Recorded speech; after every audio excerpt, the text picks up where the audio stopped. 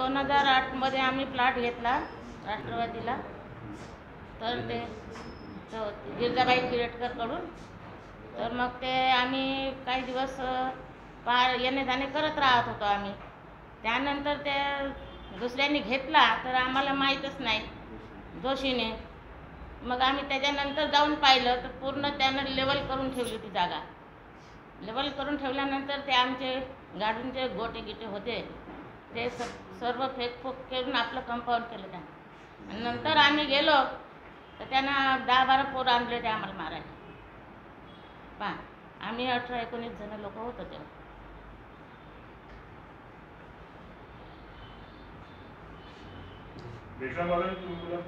काय मागणी आहे काढा तोडावर काढा.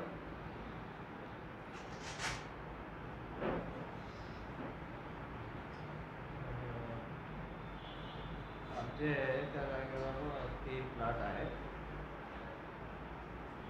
आता प्लॉट होते आम्ही आपला कब्जा करायला गेलो. जोशी साहेबांना आम्हाला घातलं गेलं तेव्हाचा आपला ताबा नाही सध्या.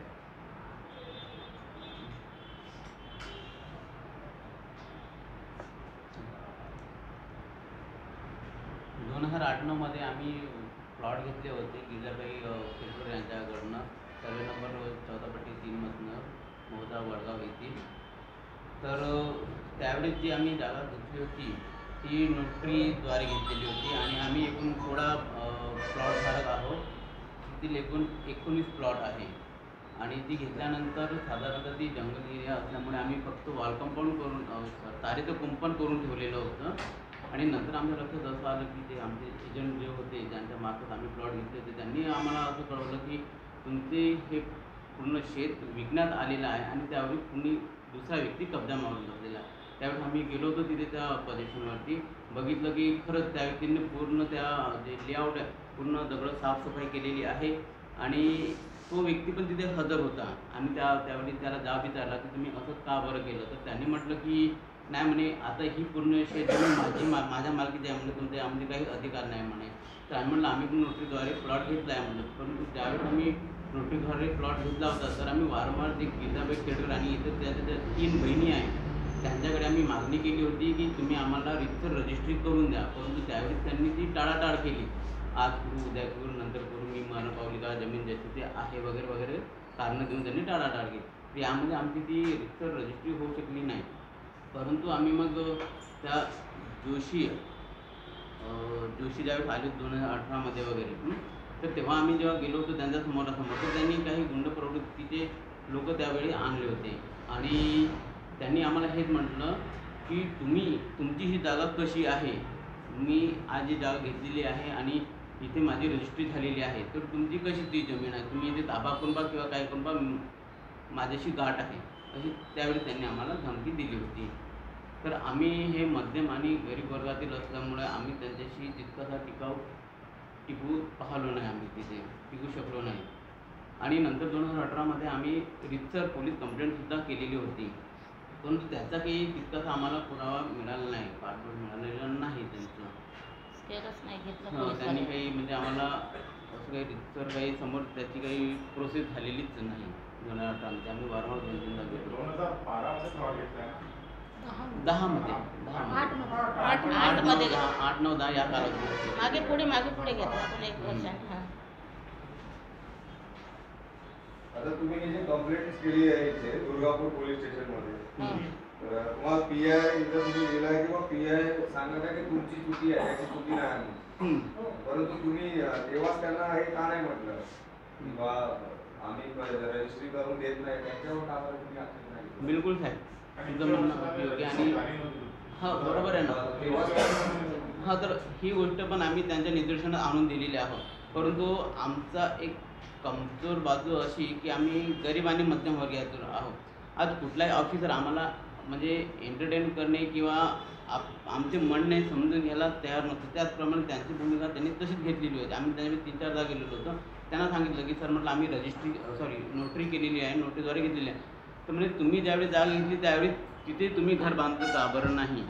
तर आम्ही जे जागा घेतलेली आहे ती जागा आम्ही कुठनं तरी कोणीतरी व्याजाने पैसे काढले, कोणीतरी उधार घेतले, कोणी गहाण ठेवलेले दागिने वगैरे असेल नाही का, तशा पद्धतीनं आम्ही ती जागा घेतलेली होती. परंतु त्यावेळेस आमच्याकडे घर बांधण्यासारखं आर्थिक पाठबळ नव्हतं, त्यामुळे आम्ही बांधलेलं नाही. तर हे सहजासहजी त्यांचं चुकीचं आहे की तुम्ही त्यावेळेस ताबा घेतला नाही. परंतु आमचा तिथे ताबा होता, आम्ही ताराचं कुंपण केलेलं होतं तिथे.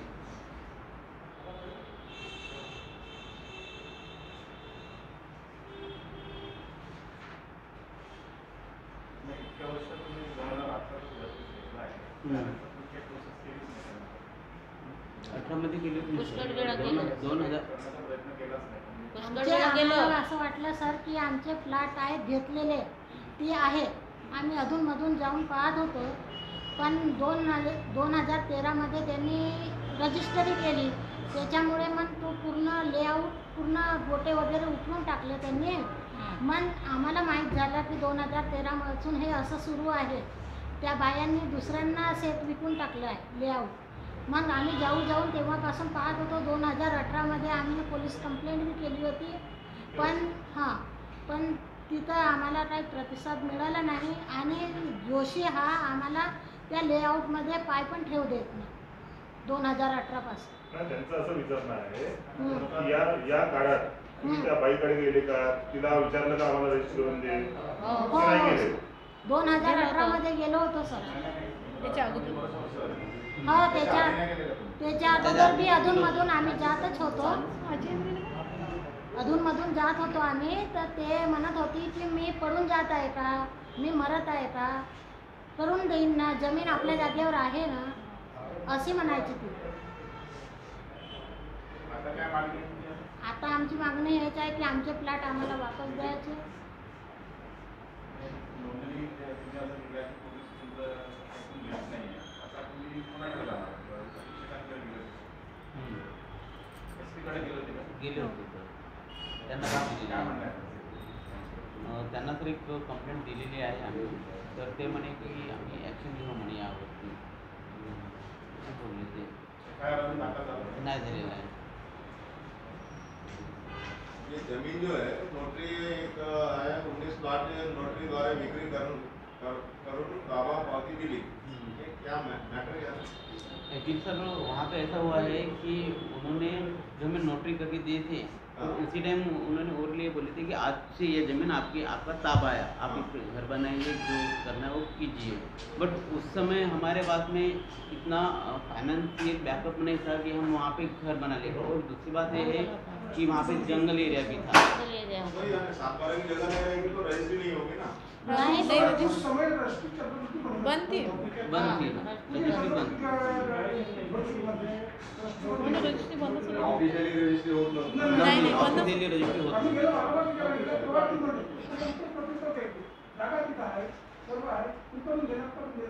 जेव्हा पूर्ण फ्लॅट विकणार रजिस्ट्री तुम्हाला केली का तुम्ही? नाही नाही, सर, नाही. आमच्याकडे नोटरीच आहे. नोटरीची कागद तुमच्याकडे? हो. नोटरी आहे सगळ्याकडे.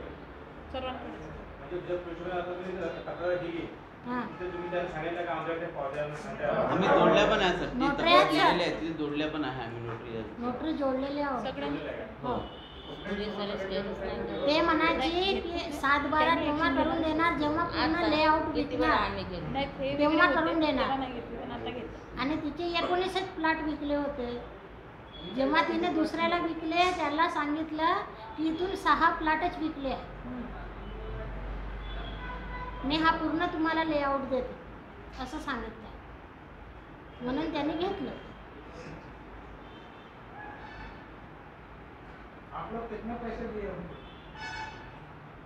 कॅशमध्ये दिलं होतं सर कोर्टामध्ये. नाही, किती पैसे दिले होते? हां? किती पैसे? मी 60,000मध्ये प्लॉट घेतला होता माझा.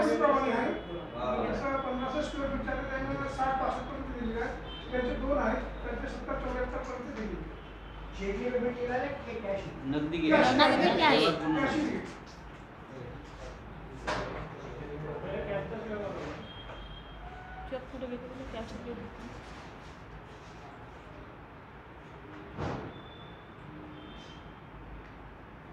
बरं, तुमच्याकडे जे कागद आहे, हम्म. तुम्ही पैसे भरले जेव्हा ते काही नोटरी केली तुम्ही पीआय साहेबांना दाखवले, पीआय साहेब का म्हणले काही बोलले?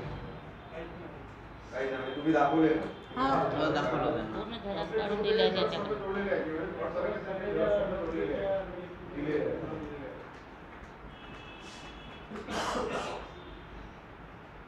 आणि तो तुमचं हेच होतं की बाबा हे आणखी खरोखर त्यांचे आहेत का ते मला पाहावं लागेल, बघावं लागेल या सगळ्या गोष्टी. टाळाटाळ म्हणजे त्याची टाळाटाळ करायची, इग्नोर करायचं असतं. आप ये मेरा पासा होता तो कितना चाहिए तो उनको रेट ज़्यादा मिला होंगे वो दूसरे को देता है वो पैसा देता है। पहिल्या वेळेस आम्ही पोलीस स्टेशनला गेलो तर तिथे बसूनच होते ते जोशी साहेब. ते गेल्यानंतर मग आम्हाला बोलवलं अंदर.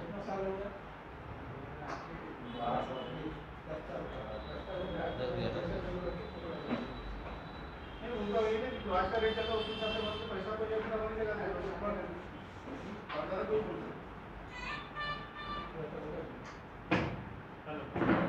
मैं भी इन्वॉल्व हो रहा हूँ उसमें।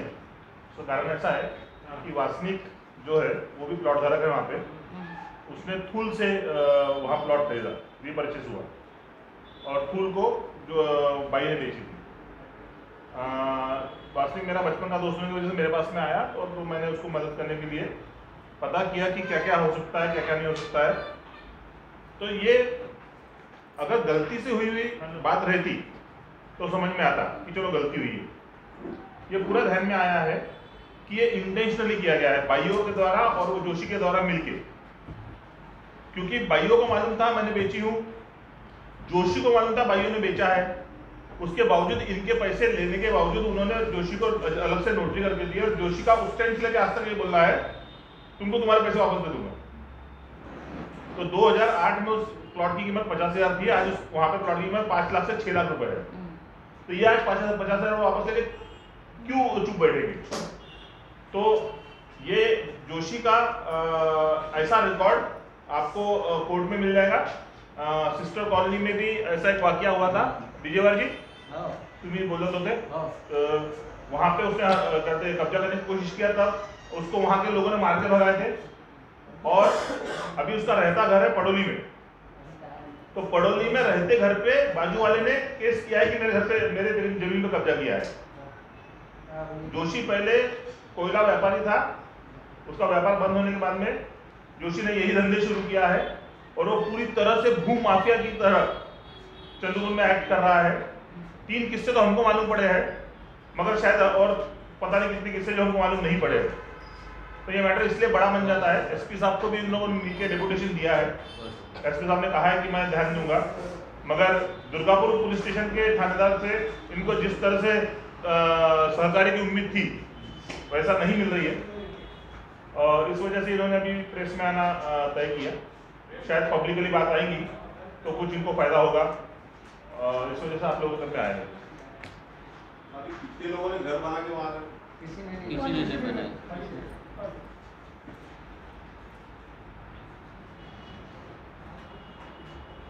न्यूली डेवलप है अभी वो, और जब 8-9 में इन्होंने खरीदे थे वहां पे पूरी झाड़ी जंगल थी, तो कोई चांस ही नहीं था इन्होंने जाके वहां पे कब्जा करने वाली बात या घर बनाने वाली बात। चलो लेके रख लिया अपन साइड, एक इन्वेस्टमेंट दृष्टि से ऐसा था इनका। पर सडनली फिर इनको पता लगा अच्छा एक व्यक्ति इंपॉर्टेंट है, ये दलाल है, इसने ही सौदे करा दिया था। तो ये न्यूट्रल आदमी है ना, इधर का है ना उधर का है, तो आप इसका भी जरा सुन लीजिए। तोंडा से काढू नका। सर्वे नंबर 14/3 गिरजाबाई किरटकर, जोशी, अजून मासिरकर असे 4 बहिणी होत्या। 4 बहिणीचे शेत लेआउट टाकलं होतं त्यांनी। याच्यात लेआउट टाकणारा प्रथम ओनर होता, प्रथम म्हणजे ब्रोकर होता रवी देशभरकर आणि रवी देशभरकर होता। त्यांनी लेआउट टाकला आणि हे म्हातारी आणि देशभरकर माझ्याकडे आले होते 2007 मध्ये। तेव्हा आहे सदर आपला लेआउट आहे, तू या वाड्याचा रहिवासी आहे तर विकून दे आम्हाला। मी सदर विकून दिले होते या सगळ्या लोकांना, प्लॉट विकून दिले। याच्यातले काही लोक परत होते, जवळपास 30 ते 35 लोक होते। बाकीच्या लोकांचे आपण पैसे वापस करून दिले आहे। आता वाचले हे 19 लोक आहेत। यांचं आपलं आता एवढंच, माझं एवढंच म्हणणं राहील का यांना वस्तू भेटली पाहिजे, प्लॉट भेटला पाहिजे। त्याच काळी पैसे परत झाले असते तर काहीतरी समजलं असतं. त्याच काळी काही लोकांचे पैसे वापस झाले आहे आता 12-13 वर्षानंतर याची 10 पट 15 पट किंमत झाली आहे. आणि ज्या वेळेला 2017 मध्ये ते लेआउट मधले पूर्ण गोटे काढले, त्यावेळेला मी सगळ्यांना फोन करून सांगितलं बा सदर लेआउट मधले गोटे कंपाऊंड तोडताड करत आहे, थोडं जाऊन बघा. तेव्हा हे सगळे लोक घेऊन मी तिथं स्पॉटवर गेलो. हो, खेती की जमीन खेती आहे, इन्हें किया हुआ नहीं, इन्हें तिथं कोणताच नाही, ग्रीन बेल्ट आहे पूरा तो. हमें वर्ग 1 में वर्ग 1 की जमीन है, ग्रीन बेल्ट में, येलो में नहीं है. येलो बोले तो डाइवर्जन में आ जाता है, ग्रीन बोले तो सिर्फ रह सकता है. तो वहाँ पे पूरा जो राष्ट्रवादी वृंदावन जो भी है वो पूरा वो ग्रीन बेल्ट है और पूरा नोटरी पेश है. फिर तुमने माला उनके जमीन मालिक से बात नहीं की? बात की है, उनकी रिकॉर्डिंग है अपने पास, सब कुछ हुआ. उनको वारंवार बोले अपन ने रजिस्ट्री करके दे दो उनको, तो वो बोले हमारे प्लॉट बेचने हैं, बाकी है वो बेचेंगे तब रजिस्ट्री फिर करेंगे. ये वकील जो नोटिस भेजा फिर उसको बोले नहीं क्या तुमने? बोले ना अपन ने, वो टाइम भी बोले, वो टाइम की भी अपने पास रिकॉर्डिंग है कि बाद भाई में वकील साहब ने क्लियर इनको कर दो करके. केस डालने के लिए बोले थे, और केस डालने के लिए कोर्ट में जितना वैल्यूएशन था उस हिसाब से कोर्ट फी भरना पड़ता, जिस वजह से ये लोग पीछे क्या हट गए. वैल्यूएशन जाता अभी? अब तो करीबन 2-2.5 करोड़ का वैल्यूएशन. 2-2.5 के पास.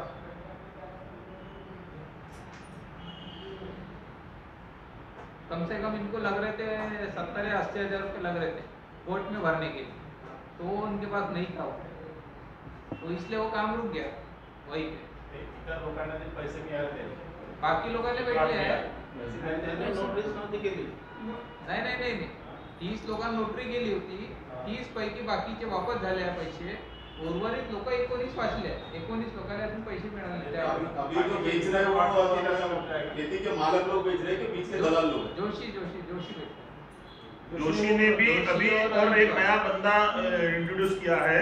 चंदू का जाना माना नाम है अतुल चिल्लरवार, त्याने दुसरे जेके डेवलपर्स. तो अब उनको यह हकीकत मालूम है या मालूम नहीं, हमें मालूम नहीं कि इस प्लॉट पे इस जमीन पे इतने विवाद है. उन्होंने वहाँ पे अपना इन्वेस्टमेंट लगा के उसको डेवलप करके बेचने का काम शुरू कर दिया है, मगर जितने लोग और खरीदते जाएंगे उतने और विवाद बढ़ते जाएंगे. इस वजह से भी ये अभी बेचना कब से चालू करते थे? ये अभी 19-20 में आखिरी आते हैं, 2020 में आखिरी आते हैं, दिसंबर में. दिसंबर से काम चालू हुआ, मोजनी होने के बाद गवर्नमेंट मोजनी हुई, गवर्नमेंट मोजनी होने के बाद काम चालू किया. कलेक्टर को बताया दिए भी? नहीं, कलेक्टर बने.